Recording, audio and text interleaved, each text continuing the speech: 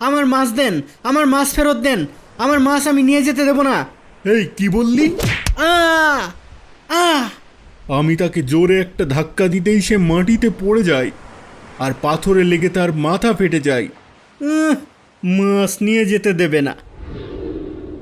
হে আল্লাহ, আমি দুর্বল অসহায়, তোমার এক সবল বান্দা আমার উপরে জুলুম করেছে, তুমি তো ভালোই দেখেছো। হে খোদা, তুমি আমাকে বানিয়েছো দুর্বল করে, আর ওই সিপাহীকে বানিয়েছো শক্তিশালী। হে খোদা, সে তার শক্তির সদ্ব্যবহার করেনি। হে পরওয়ারদিগার, সে আমার উপর জুলুম করেছে, অত্যাচার করেছে। তুমি তার বিচার করো, এমন বিচার করো যেন এর থেকে সবাই শিক্ষা নিতে পারে। কিরে, আল্লাহর কাছে প্রার্থনা করে তুই আমাকে ভয় দেখাচ্ছিস? মনে করিস আমি ভয় পাবো? হ্যাঁ, জুলুমের পরিণতির কথা একবারও আমার মাথায় আসেনি, বরং উল্টো রাগে আমার মাথা গরম হয়ে যায়। একজন সাধারণ জেলে হয়ে তুই আমার মতো সেনাপতির কথা অমান্য করিস? এই শয়তান, ভাগ ভাগ এখান থেকে। না, আমার মাছ না নিয়ে আমি যাব না। যাবি না?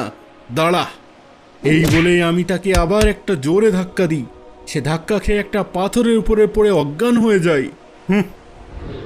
লোকটার কোনো জ্ঞান ফেরানোর চেষ্টা না করে আমি সেখান থেকে চলে আসতে থাকি। ভালোই ভালোই দিয়ে দিলে তো আর মার খেতি না, ভালোর জগৎ নাই। আ আ আ আ মাছটা আমার আঙ্গুল কামড়ে ধরেছে রে।